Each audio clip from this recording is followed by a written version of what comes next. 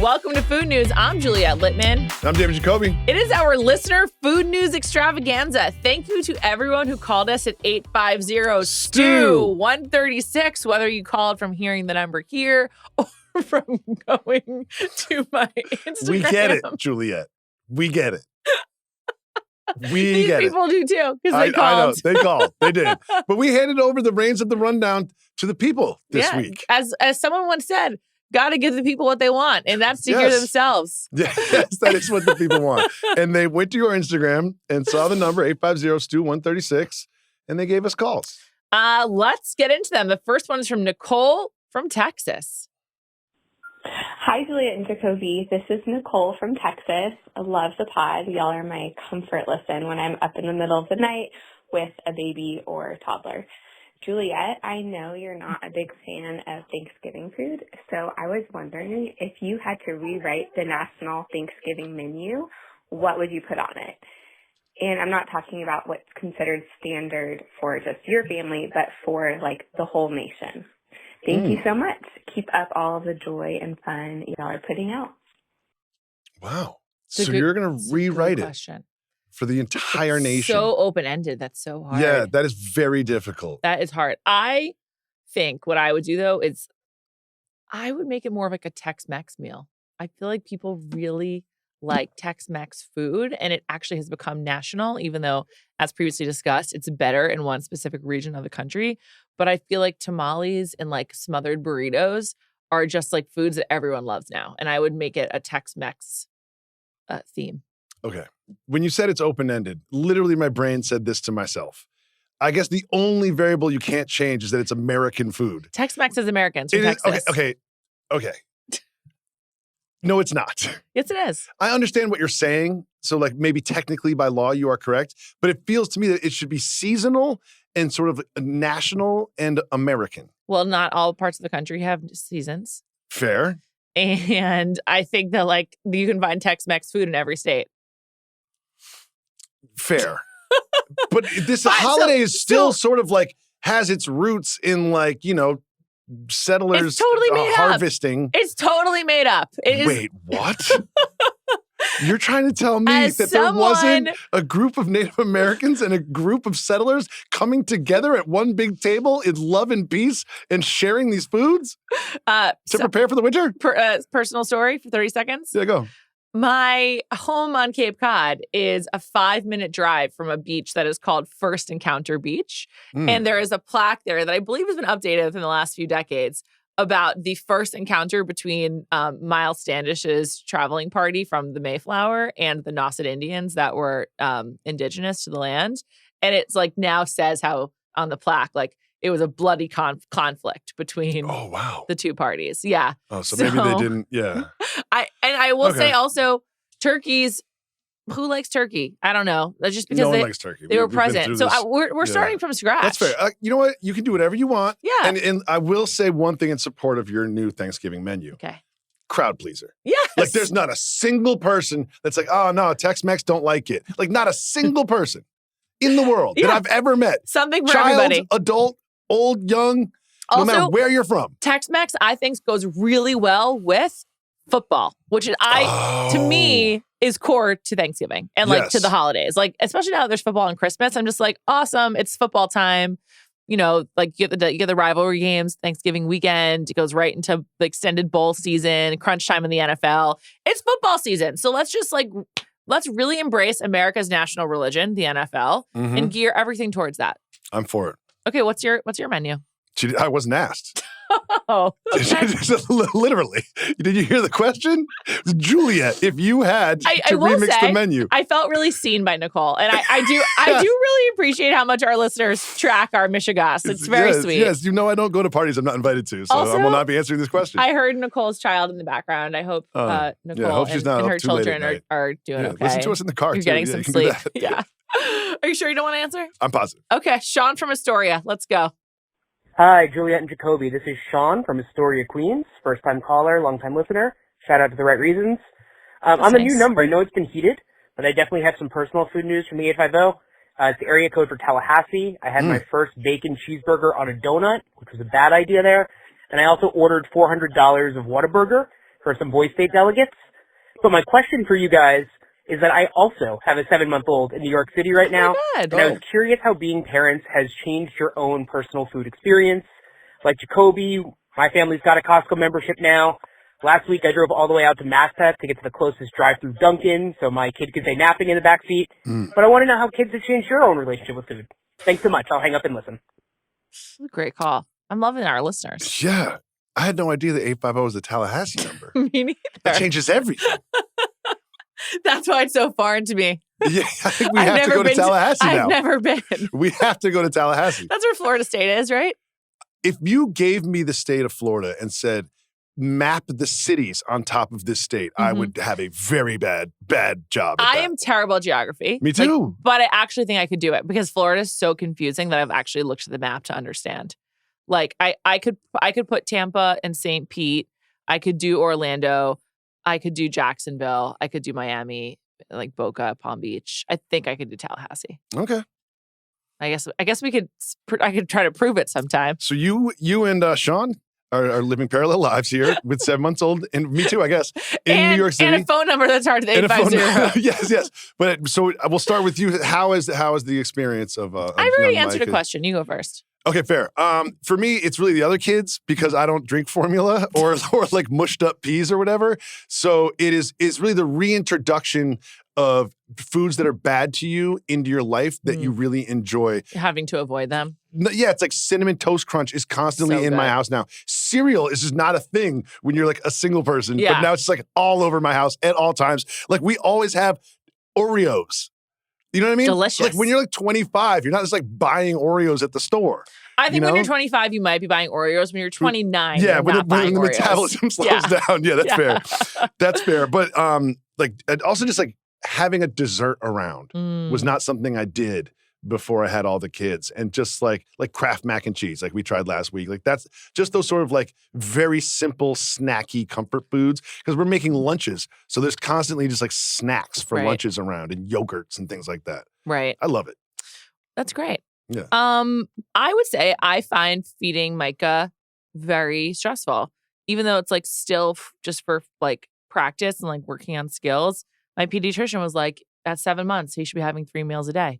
So that's like a lot of work. And also like it is sort of like complementary at best to still having 30 ounces of formula. So I find the conceit of like, I need to feed this baby, even though it's sort of like an activity, like stressful, even though it is a good time suck. I'm like, okay, 20 minutes of just sitting at the table and playing with your spoon. Great. But I also like, I'm worried about choking. And I'm just worried. I'm like, okay, so I guess I need to like I need to like roast some sweet potatoes so like he can hold them. Then they have to cool down. And like, I just find it like very taxing and onerous. And I also find feeding myself taxing and onerous. So it's like compounded. So I actually find that to be like, of all of like the parenting stuff so far, which is obviously very limited. I wouldn't even know if I would call it parenting. It's like baby care. Yeah. I find that one to be like pretty hard so far. But just going with it. Teach their own. The good thing is, it's like really is like low stakes at the moment because he's still only almost 8 months, so he can have whatever. Yeah. All right, next to Scott from New Jersey. Hey, Juliet and Jacoby. This is Scott from New Jersey. I'm calling right after hearing unique name, not going to give it, so I'm taking a risk because that's a lot to live up to, and I know I speak for all of us when I say welcome back, unique name to the podcast universe, but I'm calling because all 3 of us actually just had kids this year, and I'm thinking a lot about babies and their feeding, and my question for you is, after seeing my son try some new food for the first time, if you could get like that Men in Black memory eraser thing to erase any food from your experience and try it again for the very first time, what would it be? I think, seeing a new baby trying new stuff and the wonder and excitement in their eyes is something that I wish I could experience myself with the awareness of an adult. So I think for me, the answer would either be ice cream or maybe something like crunchy like chips just to get that different texture. So I would love to hear your thoughts on this one. Thanks. That's really sweet. I love our listeners. Also, Scott, thanks for calling us from the car. Great use of time. He was literally just listening to Food News. He's like, you know what? I'm going to call 850-2136 right now. That's awesome. And you can hear the other cars whizzing past him. And his indicator, he's slowed turning. down. Yeah. Shout out to Scott. I think that's really sweet. Also, I relate to that. Micah loves his spoon, loves. And he doesn't really want to pick up food. I think that's one of the reasons I find it stressful. But he does, he loves anything on his spoon. And, he grabs for it and, brings it in his mouth. It's just so cute. And then he, is so happy when he sees it. He also goes, before, when the spoon, comes out of the drawer. It's exciting. He's just excited to get into it. His favorite food right now is yogurt. For me, a food I wish I could try again for the first time. It's so interesting. I don't know if you have this experience, but when I moved in with my college roommates my junior year, I feel like I tried a lot of new foods because I was oh, they're this is something that I eat all the time. And I was I never really considered eating this all the time. So I think I did get to have that experience at 20. You just had Dr. Pepper for the first time 2 months ago. But my thought goes to something very specific that probably feels a little on brand, but I love the soup dumplings at Din Tai Fung so much and found them revelatory that I wish I could experience Din Tai Fung for the first time again. Well, if you can see on my notes, Din Tai Fung is on my notes because that is one of the things that I have. But one of mine, it was recreating. This is one of the best plates of food I'd ever had. Oh, wow. And it's also contextual in space and time. I was in Spain in 2000, post-college backpacky guy. Sure. And we were on some sort of coastal town and I had I don't know if it was my first, but it was my first real plate of paella. And it was just You've talked about this paella on this before. I think we went to Spain. Yeah. But it was just but even some of the paella in Spain, I was this isn't the same. This one particular experience, we were in an outdoor cafe and they brought the plate. And I just remember everybody's had this experience where you're just God, food is amazing. Yeah, totally. You know what I mean? Were you hungry? Yes. And it's just this is the best. This experience just meant so much. It'd be a beautiful summer day outside in a cafe in a plaza in Spain, having a fresh, with all of the different, I couldn't even name the seafoods that were in there, but they were all super fresh and delicious. And that might have been top 5 plates of food I've ever had. Wow. Okay. And I also wrote down tiramisu and Din Tai Fung. Oh, wow. Yeah. Okay. We're aligned. On the topic of paella, I still think about, and this is kind of random, the paella at the restaurant in Tenerife was so good. That giant vat. One. Yeah. I loved Tenerife and that was such a great hotel because it was so luxurious. Yes. I would love to go back there. It was awesome. And as we've discussed, so many water parks. You know I love water parks. One of the things I found so interesting about Tenerife is this small island. It's 17 different climates. You can ski on one side of the island, you go to the beach on the other side of the island. I really want to go back. It was honestly awesome, and that paella was so good. Occasionally, I'll look up that hotel that we stayed at. It's pretty expensive, so I'm sure. I don't know if I can afford it. But you know what? I can't wait until we go to the banana farm and Dulce is what are you guys doing back here? I thought this relationship was over. One time you are only. a legend. We've been talking about you for years, Dulce. Please walk us through your gardens. I think I'll never forget Tenerife. I loved it. Thank you to United. Yes. Thank you to Scott. Okay, let's move on to someone who I'd like to introduce himself. Hello, guys. This is normal basketball name from the 90s.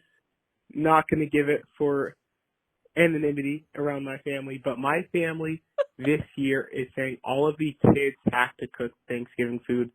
Mind you, the kids are around 20. The aunts and uncles are anywhere in that middle-aged range now. But is it responsible to, in 1 year, change all of the responsibilities of Thanksgiving cookies down to the next generation? Me personally, I don't think that's right. I'm not cooking this year. My parents are still going to cook for me. I'm 20 years old in college. I'm not preparing anything for Thanksgiving. I just wanted to ask you guys that one question. And I did have to check Juliet's Instagram for the number, so thank you for that. Yes. This bit has legs. I love this entire conceit. Okay. Everything, first of all, we have to start with normal basketball name from the 90s. I'm is it Detlef? What the fuck? That's a great call, because I'm trying to think, what name was popular in the NBA in the 90s that is no longer, Peja? That is no longer, in the lexicon. My other thought was Hakeem, for Hakeem Olajuwon. But I'm Hakeem Warwick? Also, that name is still it's really a very popular name. I thought the first thing that popped in my name was Jamal, but I'm there's Jamals all over the place. Totally. That's why I was Detlef Schrempf. He's just not really relevant anymore. Yeah. But I'm still thinking about him, I guess. That's not a popular name from the 90s. It's one singular guy. What else could it be?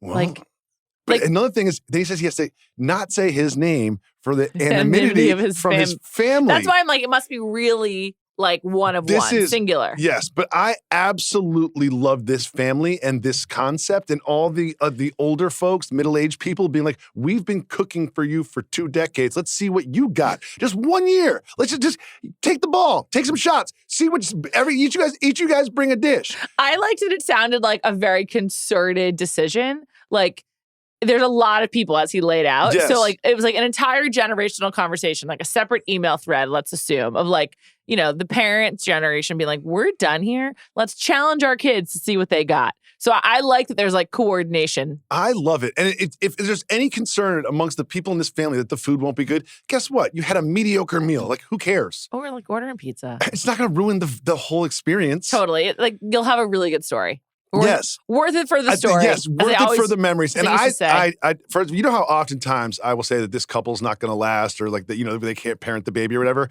I'm going to say the opposite about this family. I think they're funny. I think there's a lot of them. There's aunts and uncles that he mentioned, so there's like different packets of family folks. And I also just want to say, normal basketball name from the 90s, you got to cook.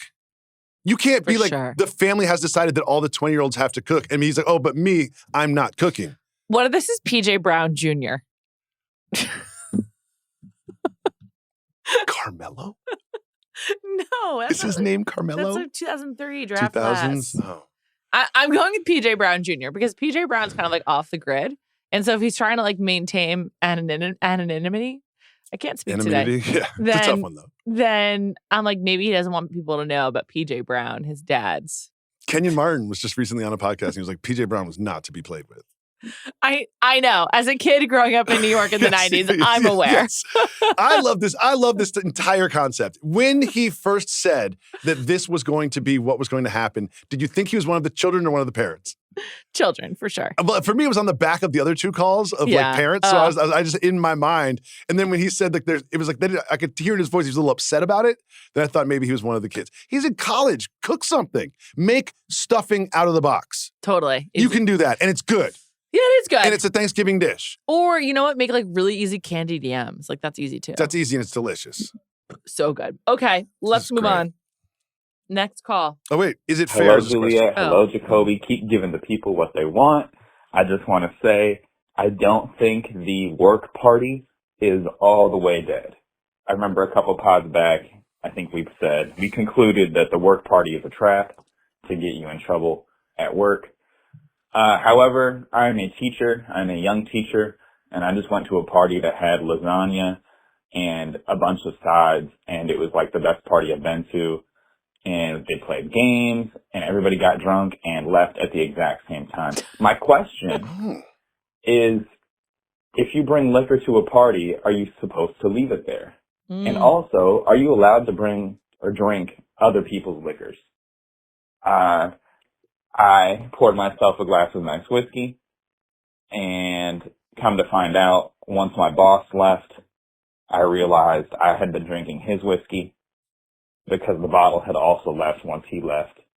And I just don't know if that's appropriate or not. And was it appropriate of him to leave with the alcohol that he brought? Okay. Peace and love. Wow. Ringo Starr. Peace and love. I have a lot of thoughts on this. Okay, let's go. Where would you like to start? With the lasagna and the sides and the best parties I've ever been to, the part I loved was everybody left at the same time. That should be a standard rule. I should put that on every invite that I have that I'm ever going to send out. I don't want any stragglers.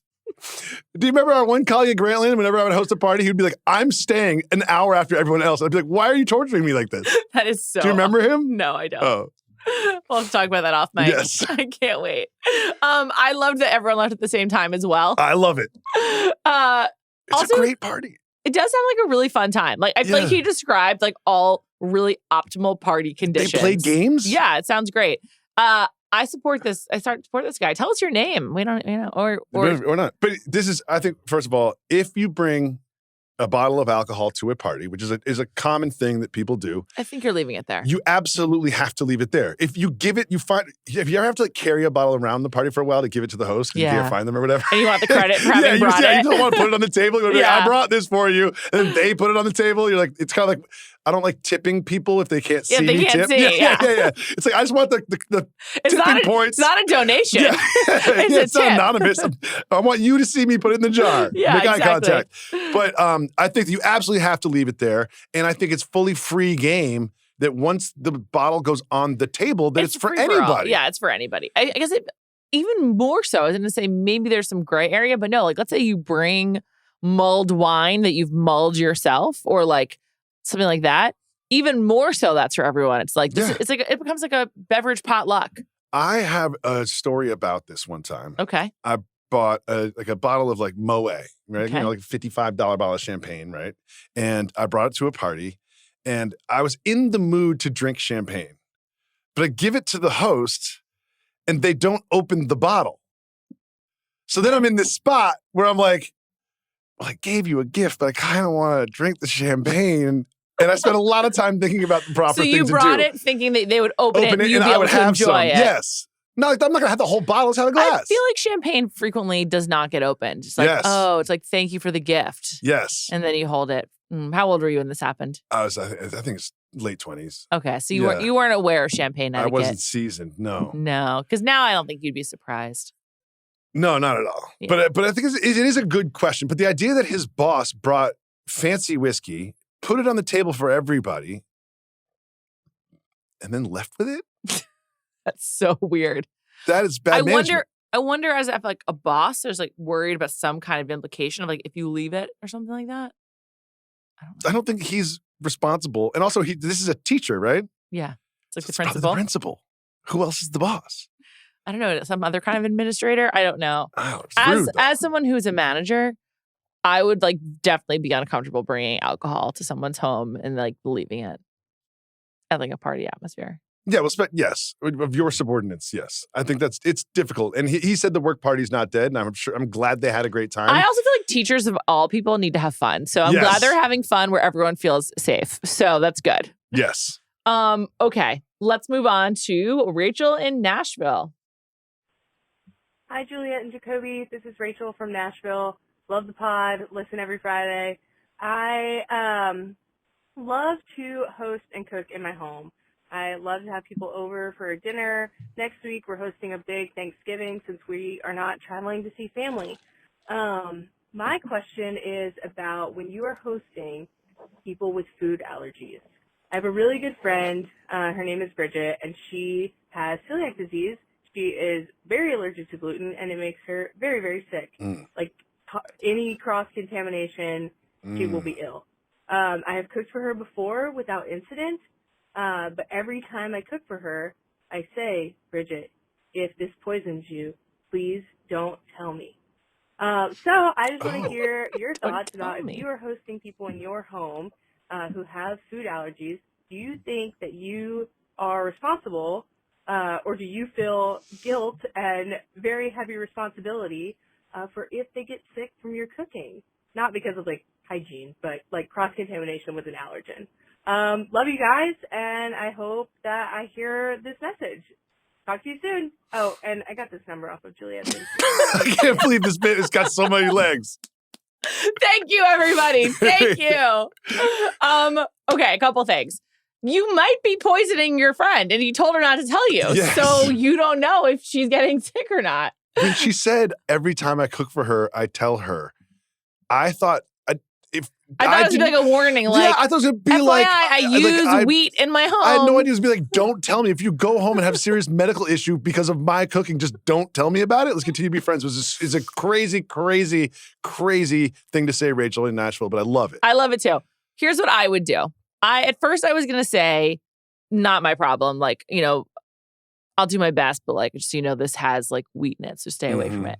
I think what I would say, especially in Rachel's situation, because her friend gets so sick, is there a place you recommend that you really like where I could get you something for takeout and have it on hand for you? I'm nervous about my cooking meeting the needs that you have. So like, what do you recommend? And then I would like buy it for her. See, I would just not do the cooking. I would be like, let's solve this problem with money. Yes.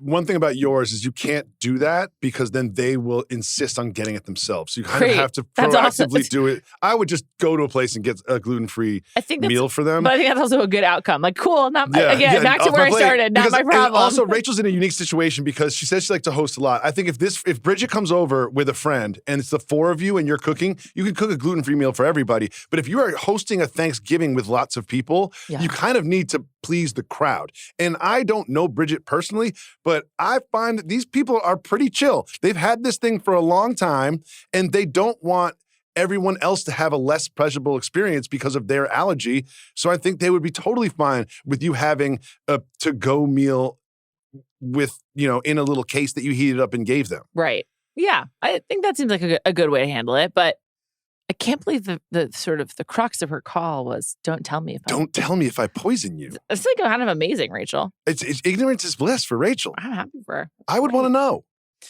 All right. Well, Rachel, good luck. Let's move on. One more call from Georgia and New Jersey. Lots of New Jersey listeners. Hey, Juliet and Jacoby. This is Georgia.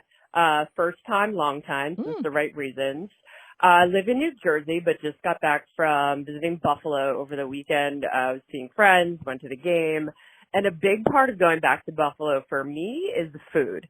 So obviously we all know about chicken wings, buffalo wings, very well known. But Western New York also has some other specialties that are much less widely known. My absolute favorite is something called beef on wick, which is a thinly sliced roast beef sandwich with au jus and horseradish on a Kimmelwick roll, which is salt and caraway seeds. I have to have it every single time I go. It's absolutely outstanding. Definitely recommend. Which leads me to my question for you, which is, whenever you go home, or Juliet, when you lived in California and came back to New York, what was the one or two foods that you just had to have, or places that you had to go every time you went home? Thanks so much. Love you guys. Go Bills. Can I say one thing? Yeah, of course. For some reason, I don't like Josh Allen. I like what? I know it's not based on anything like rational. I really am jealous of Bills fans. I feel like they have a really special thing. Well, yeah, I know. You just joined the Bills Mafia because they have such a special thing so that's cool. so awesome. Yeah, I'm so happy for them. It's cool. I ran into someone from high school who lives in Buffalo now, and I was like, "So, are you part of Bills Mafia?" She was not a part of it, but it was just the first thing I wanted to talk to her about. It was funny. It's a very unique fan experience. Totally. Across all sports. It's not, and I can't say they're the best fans or the most passionate, because I hate that kind of talk. Yeah. But it's just unique. It's it's a unique brand of group. It seems from the outside, the only team that I feel is kind of comparable is the Packers. The same kind of feel around the team. And it's a communal feel because it's in a neighborhood. Yeah. And when I went to a Bills game a few years ago,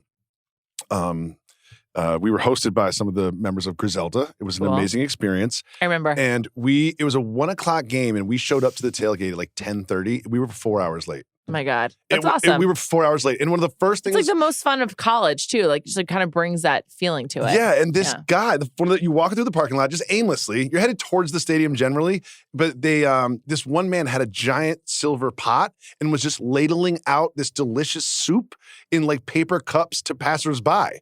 And he just gave me really cool. some soup. I was a marathon runner, kind of. I was just walking by. And he was just have some soup. And I love soup. It was kind of rainy that day, too. Soup it hit so hard. I was like, this place is amazing. It was ladling out soup really left sweet. and right. Love it. Okay, well, that sandwich you described sounds really good. Yes. It's really good. I like roast beef. I like it hot and cold, so that sounds awesome. It's one of those if you know things. It's everybody comes here for the wings, but the real specialty is way more appealing to me. It sounds really good. Should I ever go to Buffalo? Never been. When I used to come home from California, I had to get one very specific thing, which was ham and cheese, lettuce, tomato, mayo on a roll from a bodega. Really? And I just had to have it. They do not make that outside of New York City. It's just not the same anywhere else. On a Kaiser roll, the shredded lettuce, mediocre tomatoes. Mayonnaise, salt and pepper? Just mayonnaise. Thick stack of ham, thick stack of cheese.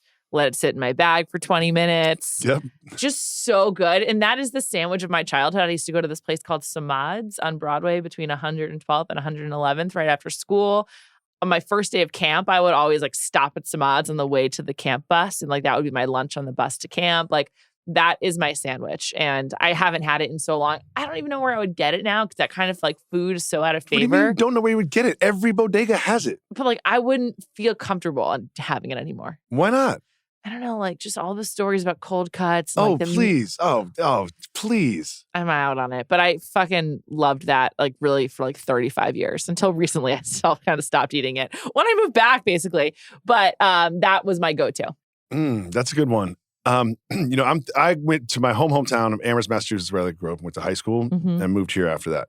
So this used to be true there's a famous pizza place called Antonio's. Is that where you got your burn? No, that was the pizza place that I worked at where I was a pizza chef called Bell's, which is now Athena's, I believe. Very different. One has customers, one does not. One of the main differences. But Antonio's is right in the middle of town. It's a slice shop. And when I was in high school, it was new and it was amazing. It was like, they had taco slices and like Philly cheesesteak slices, like, one of those type of places. It has dramatically changed in quality over the years. Like now it's just a regular ass slice shop that you can get anywhere.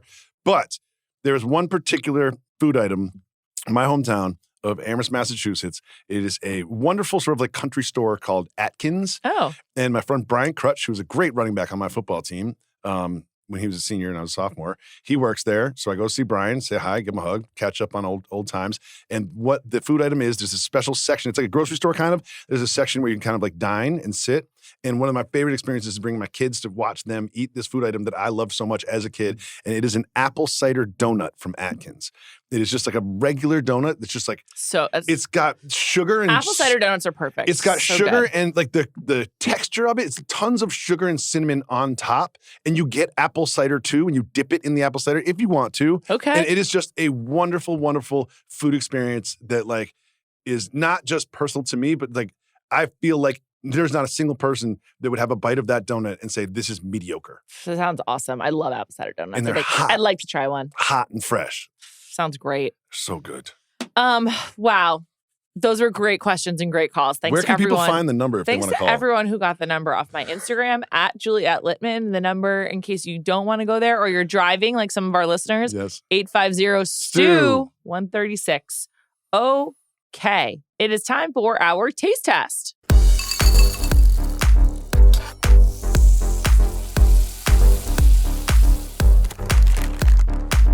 All right. It's time for our taste test provided by producer Mike, a beverage enhancer. I love electrolyte packets. I love Liquid I.V. Ultra is my favorite. Liquid I.V. is available. Liquid I.V. is my favorite. It's also available to me. Yes. This is Liquid I.V. hot chocolate. I have a lot of Liquid I.V. memories from Australia because you were my plug. I was pumping that shit. Because I like the caffeinated ones too, which is like disturbing, but I think I need to get back into it. Sometimes I will buy like a $4 bottle of water and put like a $4 Liquid IV in it. And I'm just like, what am I doing? I just spent terrible. like $8 on like a bottle of water. Do you guys have the Life Straw water pitcher? That water's better than bottled water. Disagree. I love Life Straw. It tastes so good. Often I'm not like at the house, but we don't have to discuss that. This Liquid IV is part of my life. I enjoy this. And I saw this at Target and I was like, what is this? They want me to put it in hot water? Did you buy this? No. Mike bought it, right? Yes. I was going to say, wow, that's nice of you. Do you buy groceries at Target ever? No. Sorry, it's taking me a long time to pour this. It really is. It's kind of hard to get out, isn't it? Not at all. Not at all. No issues. No issues at all. I used to buy, it's a proximity thing. When there was a Target next to me when I lived in Murray Hill, I would go buy groceries there. But now the Target is 9 blocks away, so I just don't want to carry it all home. Okay, so first impressions now that we're mixing this. It's very thin. Very watery. It's a water. It's just closer to Liquid IV with water than it is to hot chocolate. But the scent is very memorable. The scent is giving me like Swiss Miss. Yeah. It smells like that. Yes. Can you tell me can you take a sip first and tell me how hot the water is? I'm very sensitive to heat. I'm very sensitive to my tongue. As discussed. Too hot. Way too hot. Can't even pick it up. Can't even pick it up. What'd you say, I'll give Mike? it a shot. Okay. I'll give it a shot. Oh, producer Mike. What? Brilliant. He's like, do personal food news. Okay. Should we do our personal food news while we wait for this to cool down? Yeah. Okay. You mentioned your water situation. I actually, as you know, I like to use personal food news for life updates. Mm-hmm. I have, after really heavily investing in water bottles eliminated them from my life. No. Yes. No. What? Water bottles are out for me. What? I don't want to carry it around anymore. Now that I'm fucking carrying shit all the time, including sometimes a baby, and I have like all my stuff in my backpack, I basically was just like, why am I carrying a water bottle? I go to an office where there are perfectly clean cups, and I actually am finding that I think I drink more when I drink from a cup. So I have like a million fucking water bottles. A million. Like, however many water bottles you think Juliet has, she has more. I haven't used any of them in so long. And I'm just like, I don't know. Do you have a water bottle cabinet at home? Yeah. It's ridiculous, right? Do you ever open it and be like, why would I need, am I going to have 20 marathoners over? You're actually inspiring me. I'm going to put them outside. I'm just going to put them outside on the stoop and people can come take them. I go through the water bottle cabinet often and well, just for purge. you, I feel like kids, the water bottle scene is so intense. When you went to school, it wasn't like, I can't go to school. I don't have a bottle of water. There's a water faucet. I don't know when water bottles became like a thing, but now they're like a necessity. They don't they have water fountains and cups at school? Yes. It's so crazy. But yeah, so I'm out on water bottles. It's just like, it's a heavy thing to carry around. Everywhere I am, you can get water. Also, you know what? You can just go into a coffee shop and be like, hey, can I have a cup of water? They'll give it to you. They don't know if you've bought anything else. They don't care if you've bought anything else. They will just give you water. So I'm done with water bottles. I love this. And I'm sort of ashamed that I bought into water bottle culture so hard. I always say, I'm not Bill and you're not Ted, and we don't have a magical phone booth that goes back in time. Okay, so you're doing a great job. All you can do is be the best Juliet moving forward. And I think the best Juliet has an empty cabinet and like one water bottle. Yeah, I think I'm going to keep two. Yeah, just in case. Yeah, exactly. For like a car ride. Yeah, exactly. I feel this way with baby bottles too. I'm like, oh, should I get more? I'm like, no, because then I'll be washing more. And I only have one baby, so only one bottle can be used at a time anyway. This is great. This is great. So mine is related to our hot chocolate taste test, which is still hot. Yeah. In my neighborhood, they have like an artisanal gourmet hot chocolate place. Have you heard of this place? No. It's called like Glacé or Glace, Glace. Oh, I saw you went there with your kids. Yes, I did. And we went there originally because there was like a pop-up and they're giving away like free stuff.